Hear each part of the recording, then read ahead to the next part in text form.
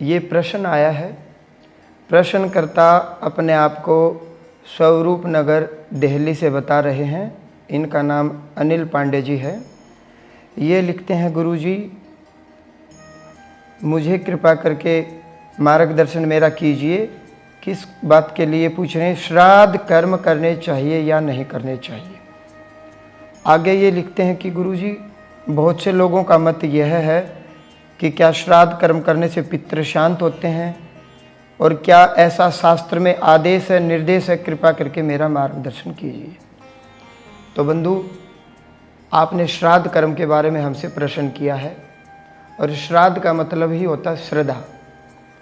और आपने पूछा क्या शास्त्र में ऐसा आदेश है, क्या शास्त्र ने ऐसा हमें आदेश किया है? तो बंधु, गीता जी के अध्याय 17 श्लोक 28 को आप एक बार पढ़ लीजिए। स्वयं श्री भगवान श्री कृष्ण ने अर्जुन को कहा है, अर्जुन जो जप, जो तप, जो कर्म, जो कुछ भी आप धार्मिक कर्मकांड अनुष्ठान करते हो, यदि श्रद्धा पूर्वक करते हो तो ही उसका फल मिलता है।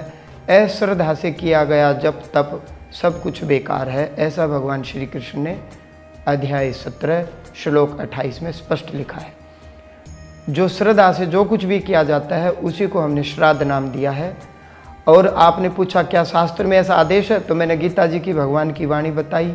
इसके अलावा वेद में भी लिखा गया है। यजुर्वेद के पारस्कर गृह सूत्र में अंत्येष्टि की पूरी नियम और विधि, अंत्येष्टि संस्कार किस विधा से करना चाहिए, इसमें स्पष्ट लिखा गया है। पारस्कर गृह सूत्र यजुर्वेद का है, 3, 10, 48 और 49 में स्पष्ट लिखा गया है। एकादश्याम युग्मान ब्राह्मणान भोजित्वा प्रेतायुधिष्य गाम पय के घनंती।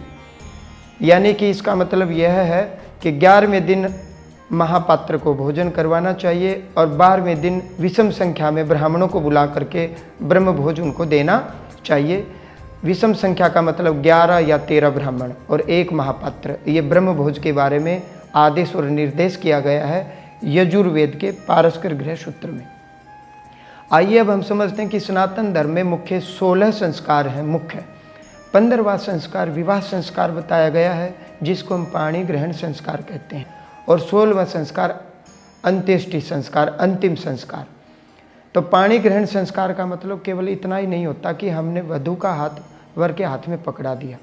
पाणी ग्रहण संस्कार का मतलब होता है सिंदूर दान की क्रिया, लाजा होम कन्यादान की क्रिया और सतपदी प्रक्रिया। इन तीनों प्रक्रिया को मिला करके पाणी ग्रहण संस्कार होता है।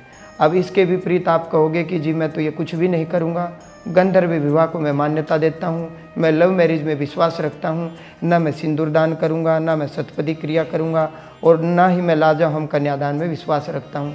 तो बंधु, ये आपकी स्वयं की इच्छा है, स्वयं की ऐसी सोच है, आपने स्वयं ने ऐसा मान लिया। परंतु शास्त्र में 15वें संस्कार पाणी ग्रहण संस्कार के बारे में बताया है। सतपदी क्रिया, सिंदूर दान प्रक्रिया और लाजा होम कन्यादान क्रिया, ये सब मिला करके 15वां संस्कार पाणी ग्रहण संस्कार कहा गया है।